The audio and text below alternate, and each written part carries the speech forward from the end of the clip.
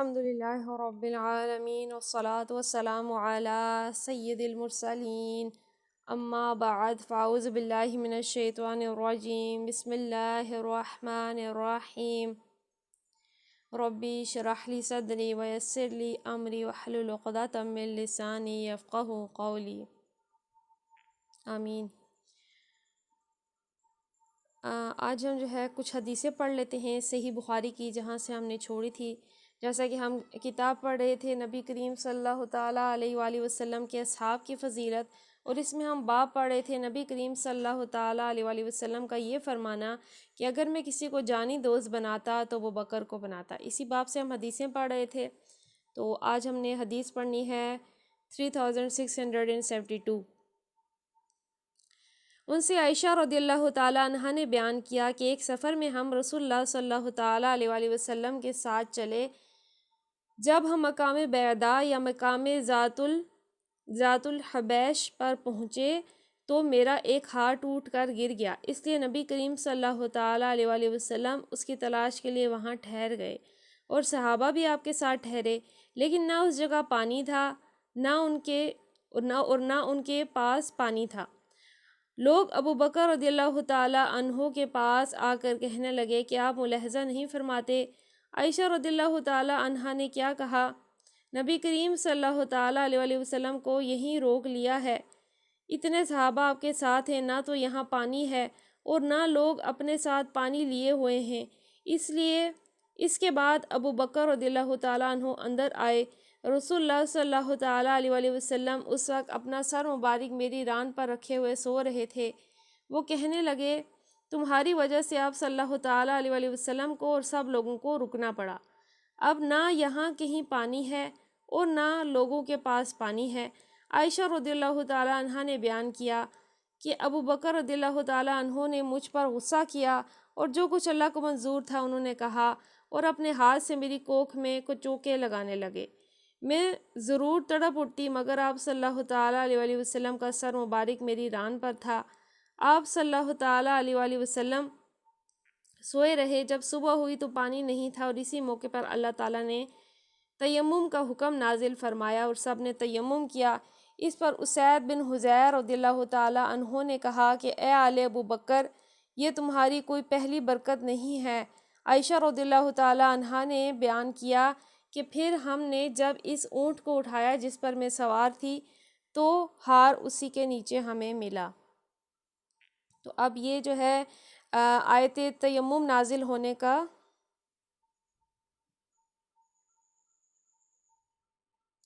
Internet ہمارا connection last ہو گیا، ہم تھوڑا ویٹ کر لیتے ہیں۔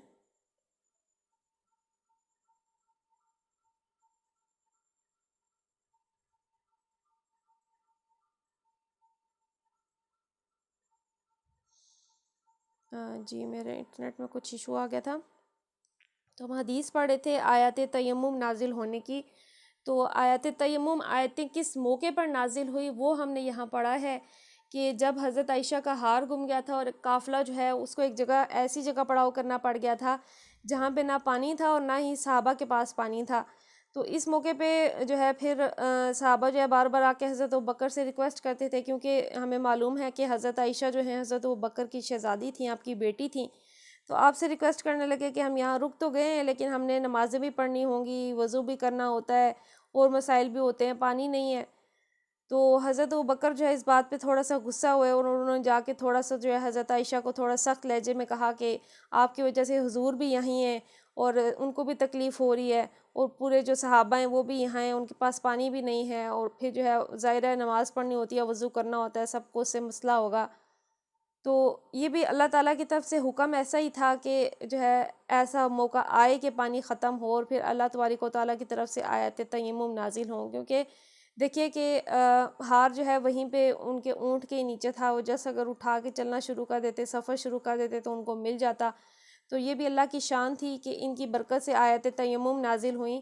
اور دیکھیے کہ تیمم کا جو حکم ہے وہ اتنا امت کے لیے اس میں آسانی ہے کہ اگر کسی ایسی جگہ ہیں جہاں آپ کو پانی میسر نہیں ہے تو آپ اپنی نمازیں قضا نہ کریں، آپ وہاں سے جسٹ پاک مٹی یا مٹی کی قسم کی کوئی بھی چیز لے لیں اور تیمم کر لیں۔ تیمم کا اب طریقہ کیا ہے وہ تیمم کے باب میں ہم پڑھیں گے۔ جیسے ہم نے وضو کا باب پڑھا تھا اسی طرح سے تیمم کا بھی باب ہے. تیمم کا بھی جو ہے جسٹ آپ نے کسی پاک مٹی یا پتھر کو لے کے نیت کر کے آپ اپنے کونیوس میں دونوں ہاتھ دھو لینے ہوتے ہیں اور چہرے پہ پھیر لینا ہوتا ہے. جسٹ اتنا صحیح عمل ہوتا ہے, یہ آپ کا تیمم کہلاتا ہے. تو یہ جو ہے نازل ہوا حکم, تو یہ بھی اللہ کے حکم سے تھا. اللہ کے حکم سے ہی حضرت عائشہ کا ہار گما, اللہ کے حکم سے یہ وہاں رکے, اللہ کے حکم سے ان کا پانی بھی ختم تھا. اور پھر جو ہے ان کو پریشانی ہوئی, نماز کا وقت آیا تو پھر آیات تیمم نازل ہوئیں. تو زمین کو انہیں پاک صاف کر دیا گیا اللہ کے حکم سے کہ اس سے بھی وضو ہو سکے. آگے پڑھتے ہیں صحیح بخاری حدیث نمبر 3673. ان سے ابو سعید خدری رضی اللہ تعالیٰ عنہ نے بیان کیا کہ نبی کریم صلی اللہ تعالیٰ علیہ وسلم نے فرمایا, میرے اصحاب کو برا بھلا مت کہو. اگر کوئی شخص احد پہاڑ کے برابر بھی سونا اللہ کی راہ میں خرچ کر ڈالے تو ان کے ایک مد غلے کے برابر بھی نہیں ہو سکتا اور نہ ان کے آدھے مد کے برابر. تو آپ دیکھیے کہ حضور کے صحابہ کی کتنی شان بلند ہے, ان کا عمل یعنی کیونکہ انہوں نے ایسے موقع پہ حضور کا ساتھ دیا جب کوئی آپ کا ساتھ نہیں دے رہا تھا. انہوں نے ایسے وقت میں قربانیاں دیں جب کہ کوئی جو ہے اس دین کو دین حق نہیں سمجھ رہا تھا. تو حضور نے کیا فرمایا کہ میرے صاحب کو برا بھلا مت کہو. دیکھیے اس کے باوجود بھی آج تک بھی لوگ جو ہے کچھ صحابہ کے بارے میں جو ہے غلط فہمیاں پیدا کرتے ہیں, اور خاص طور پہ حضرت ابوبکر کی خلافت کو لے کر, اور اسی طرح سے حضرت امیر معاویہ کے بارے میں یا کسی کے بارے میں بھی, جب کہ یہاں حضور کا صاف صاف حکم ہے کہ میرے اصحاب کو برا بھلا مت کہو. کیوں؟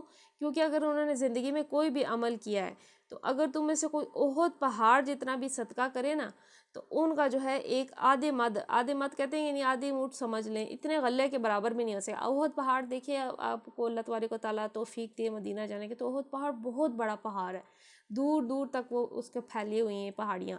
تو اتنا بڑا احد پہاڑ ہے, تو اب اس کے احد پہاڑ جتنا بھی آپ صدقہ کر لیں لیکن صحابہ کا جو آدھا مد جو غلہ ہے نا اس کے برابر آپ نہیں پہنچ سکتے. نہیں, صحابہ کا عمل اتنا اللہ کے ہاں افضل ہے. آگے پڑھتے ہیں. جامع حدیث ہے, مجھ سے ابو موسیٰ اشعری رضی اللہ تعالیٰ عنہ نے خبر دی ہے کہ انہوں نے ایک دن اپنے گھر میں وضو کیا اور اس ارادے سے نکلے کہ آج دن بھر رسول اللہ صلی اللہ تعالیٰ علیہ وآلہ وسلم کا ساتھ نہ چھوڑوں گا. انہوں نے بیان کیا, پھر وہ مسجد نبی میں حاضر ہوئے اور نبی کریم صلی اللہ تعالیٰ علیہ وآلہ وسلم کے متعلق پوچھا تو وہاں موجود لوگوں نے بتایا کہ نبی کریم صلی اللہ تعالیٰ علیہ وآلہ وسلم تو تشریف لے جا چکے ہیں اور آپ اس طرف تشریف لے گئے ہیں. چنانچہ میں ان کے متعلق پوچھتا ہوا آپ کے پیچھے پیچھے نکلا اور آخر میں نے دیکھا کہ آپ قبا کے قریب برائس میں داخل ہو رہے ہیں. میں دروازے پر بیٹھ گیا. اس کا دروازہ کھجور کی شاخوں سے بنا ہوا تھا. جب آپ قضائے حاجت کر چکے اور آپ نے وضو بھی کر لیا تو میں آپ کے پاس گیا. میں نے دیکھا کہ آپ برائس اس باغ کے کنویں کی منڈیر پر بیٹھے ہوئے ہیں. اپنی پنڈلیاں آپ نے کھول رکھی ہیں اور کنویں میں پاؤں لٹکائے ہوئے ہیں.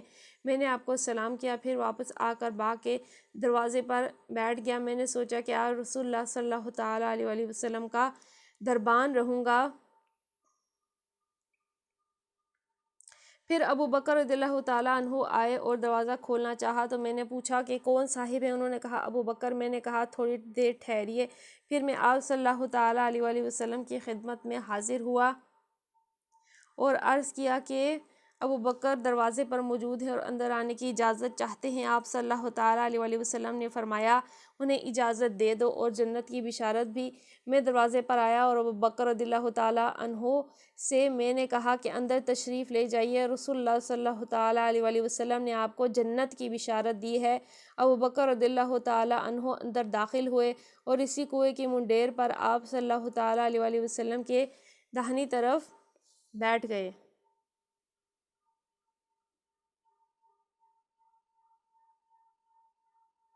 ایک منٹ ویٹ کریں.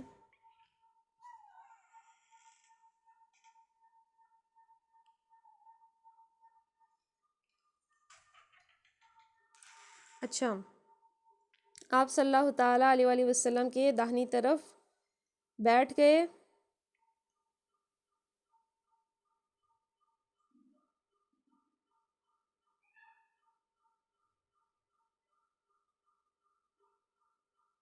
اچھا, اور اپنے دونوں پاؤں کنویں میں لٹکا لیے جس طرح آپ صلی اللہ تعالیٰ علیہ وآلہ وسلم نے لٹکائے ہوئے تھے، اور اپنی پنڈلیوں کو بھی کھول لیا۔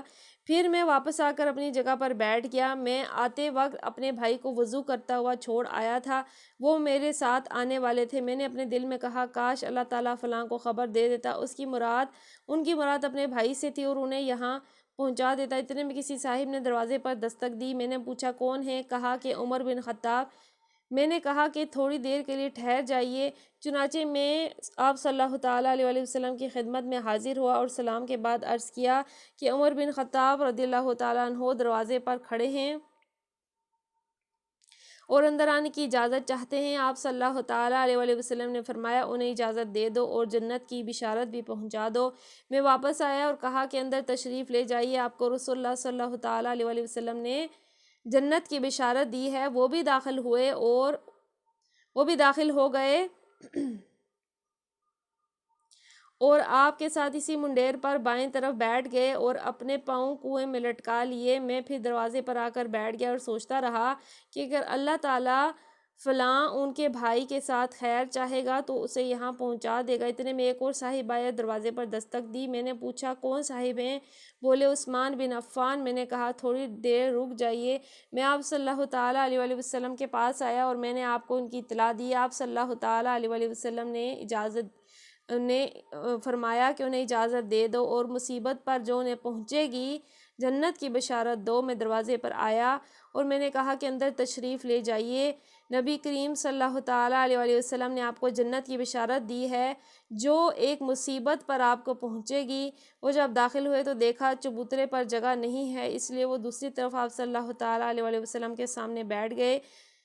شریک نے بیان کیا کہ سعید بن مسیب نے کہا کہ میں نے اس سے ان کی قبروں کی تعویل لی ہے کہ اسی طرح بنیں گی، کیونکہ روایت جو ہے سعید بن مسیب سے تھی اور بیان کرنے والے ابو موسیٰ اشعری۔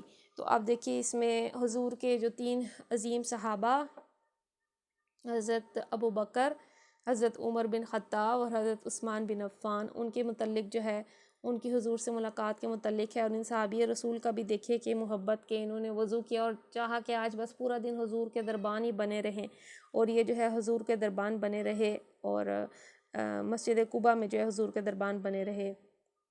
اور پھر دیکھیے کہ ایک صحابی کو جنت کی بشارت کا ملنا، اور پھر حضرت عثمان کو یہ پہلے سے خبر ملنا کہ آپ کو ایک مصیبت پہنچے گی، اور چنانچہ ہمیں معلوم ہے کہ حضرت عثمان کو شہید کر دیا گیا تھا۔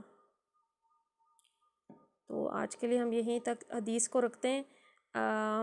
جو بارش کے دوران پڑھنے کی دعا ہے وہ یاد ہو گئی ہے آپ کو؟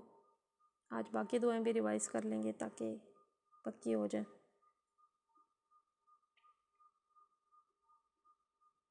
اللہم زبانی تو یاد نہیں لیکن پڑھی ضرور۔ ایک تو چھوٹی سی تھی، اللہم صیبا نافعا، اے اللہ ہمیں نفع بخش بارش عطا فرما۔ ایسا کرتے ہیں ہم آج سجدے کی جتنی بھی ہم نے دعائیں پڑھی ہیں نا وہ سب ہم ریوائز کر لیتے ہیں۔ تو اگر آپ زبانی سنانا چاہتی ہیں تو سنا دیں، ورنہ ہم دیکھ کے بھی ریوائز کر سکتے ہیں۔ سجدے کی ہم نے جتنی دعائیں یاد کی ہیں، 4 تو میرا خیال ہے ہم نے یاد کی ہیں۔ سجدے کی دعا پہلی سبحانک اللہم ربنا صحیح ہے، ربنا و بحمدک اللہم اغفر لی۔ سبحانک اللہم ربنا و بحمدک اللہم اغفر لی۔ دوسری تھی سبوح قدوس رب الملائکۃ والروح، اور تیسری تھی سبحان ذی الجبروت والملکوت اچھا ہمارا انٹرنیٹ کنیکشن آج سلو ہے کافی۔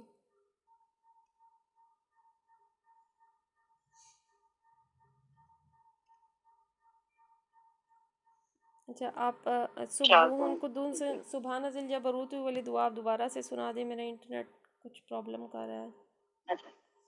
سبوح قدوس رب الملائکۃ والروح، اس کے بعد والی بھی سناؤ؟ جی جی۔ سبحان ذی الجبروت والملکوت والکبریاء والعظمت، اور چوتھی بھی یاد کی تھی اللهم اغفر لي ذنبي كله ودقه وجله وأوله وآخره وعلانيته وسره. ٹھیک ہے، اس میں نا تھوڑی سی وا کی غلطی ہے. اللہم اغفر لی ذنبی کلہ، وا کلہ نہیں ہے، کلہ. اللہم اغفر لی ذنبی کلہ، گناہ معاف فرما دے میرے تمام کے ہاں. مغفر لی ذنبی کلہ دقہ وجلہ واولہ وآخرہ وعلانیتہ وسرہ. تو وہ آپ کی تھوڑا سا آواز دیکھ پھر لیں. بند ہو گئی. اچھا ایک منٹ میں نا اپنی جگہ چینج کرتی ہوں کیونکہ انٹرنیٹ آج بہت ایشو کر رہا ہے.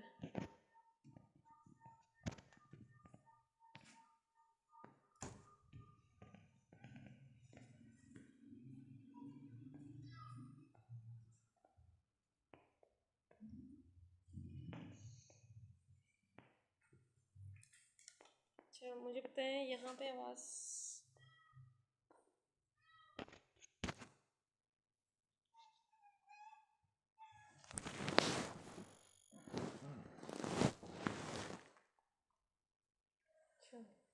اچھا میری آواز کلیئر ہے اب یہاں پہ؟ جی اب آ رہی ہے. اچھا دعا ہم پڑھ رہے تھے. دعا اللهم اغفر لي ذنبي كله جی دقه وجله وعلانيته وَأَوَّلَهُ وَآخِرَهُ. وآخره وعلانيته وسره. ٹھیک ہے، اس کو نا ہم یہاں سے اچھا تو تلاوت سجدہ پہ ہم پہنچیں. سجدے کی دعائیں ہیں.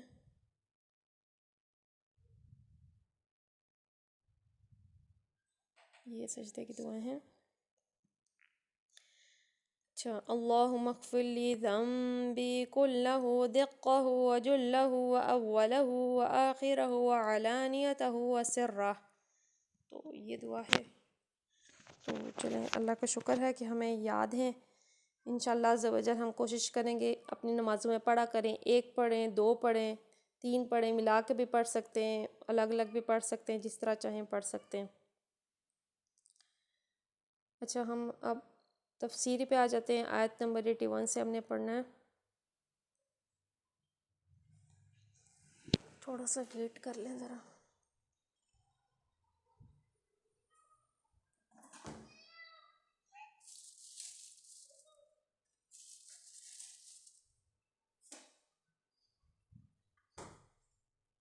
اچھا آج ہم نے آیت نمبر 81 سے پڑھنا ہے. اعوذ باللہ من الشیطان الرجیم بسم اللہ الرحمن الرحیم.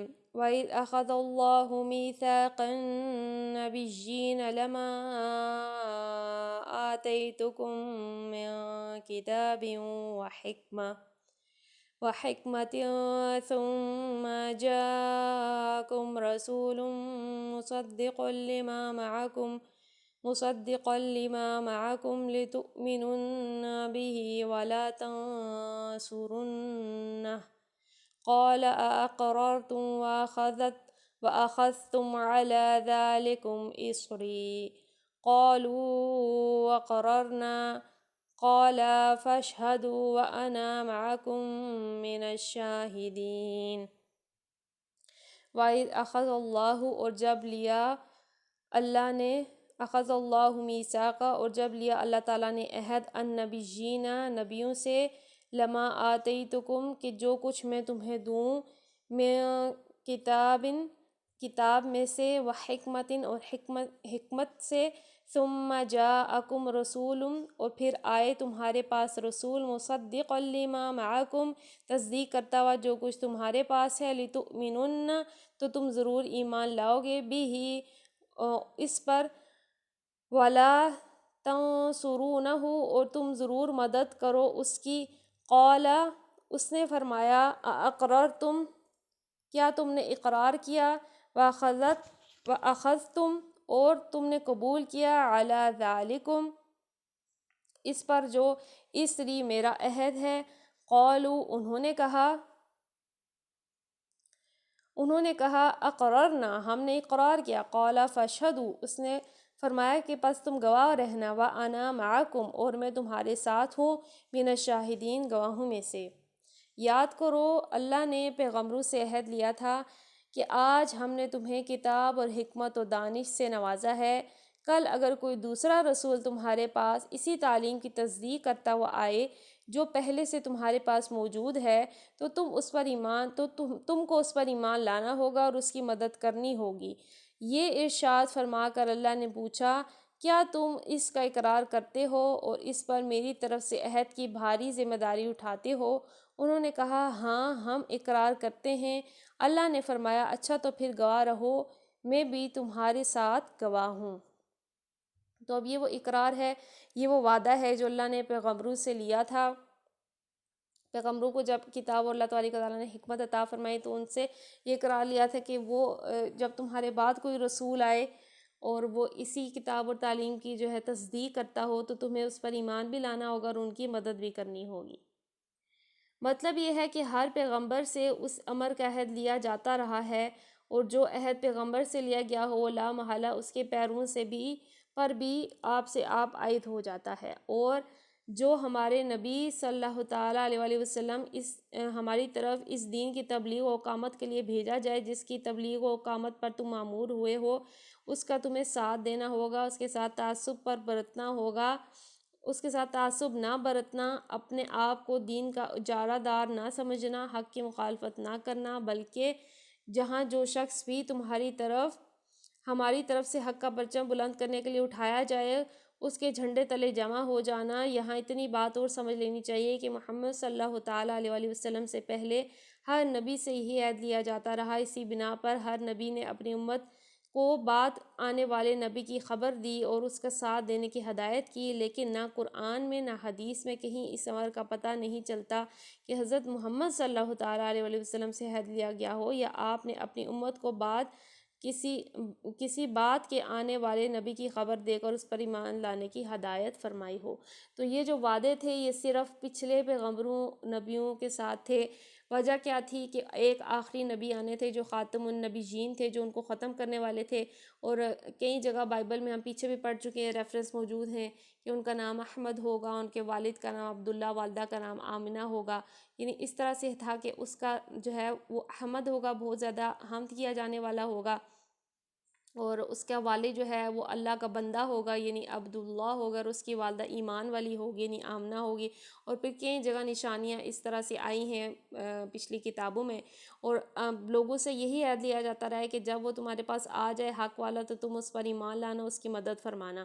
لیکن ہمارے نبی سے یہ وعدہ نہیں لیا گیا، کیونکہ آپ خاتم النبیین ہیں، آپ کے بعد تو کسی نبی رسول نے نہیں فرمان آنا، تو اب جس نے بھی لانا ہے ایمان آپ پر ہی لانا ہے اور آپ کے دین کی مدد کرنی ہے۔ اس کے علاوہ اس کے بعد اگر کوئی نبوت کا دعویٰ کرے تو وہ کذاب ہے، ٹھیک ہے، تو وہ جھوٹا ہے، تو وہ دجال کی ہی اگر اس کے پیروکار بھی بڑھ جائیں تو دجال ہی ہے۔ اسی سے جو ہے مرزائیت کا رد ہوتا ہے، جو مرزا غلام قادیانی کو جو ہے نبی مانتے ہیں اور اس طرح سے جو ہے دین کو انہوں نے بگاڑ رکھا ہے۔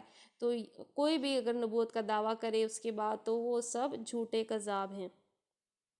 تو یہ جو وعدہ تھا جو اللہ تبارک و تعالیٰ نے اس آیت میں بتایا ہے، یہ تمام پچھلے انبیاء، نبیوں، رسولوں سے لیا تھا۔ تو اب ان کی امتوں کی ذمہ داری تھی کہ آنے والے نبی کو قبول کریں، جیسا کہ بنی اسرائیل یا عیسائیوں کے جو بھی رہنما تھے ان کی ذمہ داری تھی کہ وہ اپنی عوام کو پہچان کرائیں، پہچان کی کوشش کریں کہ واقعی آیا نبی ہیں۔ لیکن انہوں نے اس ضد اور عناد کی بنا پر کہ ہماری قوم سے نہیں اٹھایا گیا، بنی اسرائیل سے نہیں اٹھایا گیا آخری نبی کو، حالانکہ آپ جو ہے نبیوں کی ہی اولاد میں سے تھے، بنی اسماعیل میں سے جو تھے، تو انہوں نے جو ہے ضد کی بنا پر آپ پر ایمان نہیں لایا۔ آیت نمبر 82، فَمَن تَوَلَّ بَعْدَ ذَلِكَ فَأُولَٰئِكَ هُمُ الْفَاسِقُونَ۔ فَمَن تَوَلَّ پھر جائے بعد ذَلِكَ اس کے بعد، فَأُولَٰئِكَ هُمُ الْفَاسِقُونَ تو وہی لوگ نافرمان ہیں۔ اس کے بعد جو لوگ اپنے عہد سے پھر جائے وہی فاسق ہے۔ اس ارشاد سے مقصود اہل کتاب کو متنبہ کرنا ہے کہ تم اللہ کے عہد کو توڑ رہے ہو، محمد صلی اللہ تعالیٰ علیہ وسلم کا انکار، ان کی مخالفت کر کے اس میثاق کی خلاف ورزی کر رہے ہو جو تمہارے انبیاء سے لیا گیا ہے، لہٰذا اب تم فاسق ہو چکے، یعنی اللہ کی اطاعت سے نکل گئے ہو۔ تو اب وہ لوگ فاسق کس طرح سے ہوئے کہ انہوں نے اس عہد کو عمل نہیں کیا، اس عہد سے پھر گئے۔ عہد کیا تھا جو پچھلی آیت میں ہم نے پڑھا، عہد لیا گیا تھا کہ تمہارے بعد جو بھی نبی و رسول آئے گا جو تمہیں اسی دین کی تعلیم دے گا تو تمہیں نہ صرف ایمان لانا ہے بلکہ ان کی مدد بھی کرنی ہے، اور میں اگر تم وعدے سے پھر گئے، اور اوبیسلی ضرورت اسی لیے تھی کہ وہ لوگ اپنے دین سے بھی پھر چکے تھے، تحریف کر چکے تھے، دین کے احکام بدل چکے تھے، اس لیے بھی ضرورت تھی ایک آخری امت، ایک آخری کتاب کی اور ایک آخری رہنما کی جس کی تعلیم قیامت تک قائم رہے۔ تو پھر فرمایا کہ جو اس وعدے سے پھر جائے تو وہی لوگ فاسق ہیں۔ آیت نمبر 83، أَفَغَيْرَ دِينِ اللَّهِ يَبْتَغُونَ وَلَهُ أَسْلَمَ مَن فِي السَّمَاوَاتِ وَالْأَرْضِ طَوْعًا وَكَرْهًا وَإِلَيْهِ يُرْجَعُونَ۔ افغیر دین اللہ، کیا ہوا دین اللہ کا، یبتغون وہ ڈھونڈتے ہیں، وَلَهُ اور اس کے لیے، اسلم فرما بردار ہے، مَن فِی السَّمَاوَاتِ جو کچھ بھی آسمانوں میں ہے، وَالْأَرْضِ اور زمین میں ہے، طوعاً وَکرہاً خوشی سے اور ناخوشی سے، وَإِلَیہِ یرجعون اور اسی کی طرف وہ لوٹائے جائیں گے۔ اب کیا یہ لوگ اللہ کی اطاعت کے طریقے، دین اللہ کو چھوڑ کر کوئی اور طریقہ چاہتے ہیں؟ حالانکہ آسمان و زمین کی ساری چاروں ناچار اللہ ہی کی تابع ہے، مسلم ہے، اور اسی کی طرف سب کو پلٹنا ہے۔ یعنی اس آیت میں بتایا گیا ہے کہ خوشی سے یا ناخوشی سے زمین و آسمان کی ہر چیز اللہ تعالیٰ کی فرما برداری میں لگی ہے۔ اب دیکھیے کہ دریا اپنے رستے پہ بہتا ہے، اور جو ہے سورج ایک وقت پہ نکلتا ہے، وقت پہ جو ہے غروب ہوتا ہے، بادل اس کے حکم کے تابع ہیں، زمین و آسمان کی ہر چیز، درخت اس کے حکم سے پھل دیتا ہے، ہر چیز اس کے حکم کی تابع ہے۔ اب یہاں بتایا گیا ہے کہ طوعاً وکرہن یعنی خوشی سے ناخوشی سے، یعنی اللہ تبارک و تعالیٰ نے یہی پوچھا تھا زمین سے، آسمان سے کہ تو اگر چاہتی ہے تو میری جو ہے خوشی سے نافرمانی کر یا ناخوشی سے، البتہ فرما برداری تو نے کرنی ہے۔ تو پھر ان سب نے یہ فرمایا تھا کہ ہم خوشی سے مالک تیری فرما برداری کرتے ہیں۔ آپ دیکھیں کہ ہر چیز اللہ کے حکم کے مطابق چل رہی ہے۔ ہاں اگر کوئی اللہ کے حکم سے پھرتا ہے تو وہ انسان یا جنات ہو سکتے ہیں، کیونکہ اللہ تبارک و تعالیٰ نے ان کو فری ول دی ہے، یعنی کلی اختیار دیا ہے، چاہو تو فرما برداری کرو، چاہو تو نافرمانی کرو، اور پھر انجام بھی بتا دیا ہے، فرما برداری کرو گے تو میری نعمتوں بری جنت ہے، وہ جنت کے جس کا کسی کے ذہن میں کبھی خیال بھی نہیں آیا، وہ جنت جس کا ایک تنکا بھی جو ہے زمین و آسمان کی تمام نعمتوں سے بہتر ہے۔ اور اگر نافرمانی کرتے ہو تو کرو، تمہیں زمین میں اجازت ہے، لیکن پھر اس کا انجام جو ہے بہت برا ہوگا، تو فاسقوں کا ٹھکانہ بہت برا ہے۔ تو اس میں جو ہے اللہ تبارک و تعالیٰ سوال کر رہا ہے کہ کیا آپ یہ لوگ خود سے کوئی دین قائم کرنا چاہتے ہیں؟ جیسے کہ آج کل لوگ کہتے ہیں دین کچھ بھی نہیں ہے، چھوڑو یہ باتیں تو بہت فرسودہ پرانی باتیں ہیں، خود سے جو ان کا دل میں آتا ہے عمل کرتے ہیں ویسے۔ تو اب اگر آپ کسی دین پہ نہیں ہیں تو بھلے آپ صدقے خیرات بھی کرتے رہیں، بھلے آپ جتنے مرضی اچھے کام کرتے رہیں، وہ کچھ بھی مقبول نہیں ہوگا صحیح دین کے بغیر۔ تو اس لیے سب سے پہلی بیس جو ہے ایمان لانا ہے، آمنو، اور پھر عاملوا الصالحات، اس کے بعد نیک عمل آتے ہیں۔ یعنی تمام کائنات اور کائنات کی ہر چیز کا دین تو یہی اسلام ہے۔ اسلام کا معنی ہے اللہ کے اطاعت و بندگی۔ اب تم اس کائنات کے اندر رہتے ہوئے اسلام کو چھوڑ کر کون سا طریقہ زندگی تلاش کر رہے ہو؟ تو آپ کیونکہ تم رہتے ہی زمین میں ہو، تو ان الارض للہ، زمین جو ہے وہ اللہ کی ہے، اس کی فرما برداری تو کرنی پڑے گی۔ تو یہی واحد راستہ ہے، اور یہی جو اصل راستہ ہے۔ اللہ تبارک و تعالیٰ ہمیں خوشی سے اور فرما برداری سے اپنی فرما برداری کی توفیق عطا فرمائے، ہمیں صحیح معنوں میں اپنا فرما بردار بنائے، اور ہم جو بھی پڑھتے ہیں ہمیں اس پہ عمل کرنے کی توفیق دے، ہماری غلطیوں کوتاہیوں سے درگزر فرمائے، اور ہم سب سے ہمیشہ ہمیشہ کے لیے راضی ہو جائے۔ آمین بجاہ النبی الامین صلی اللہ تعالیٰ علیہ وآلہ وسلم۔ الصلاۃ والسلام علیک یا رسول اللہ، الصلاۃ والسلام علیک یا حبیب اللہ، سبحانک اللہم ربنا وبحمدک اللہم اغفر لی۔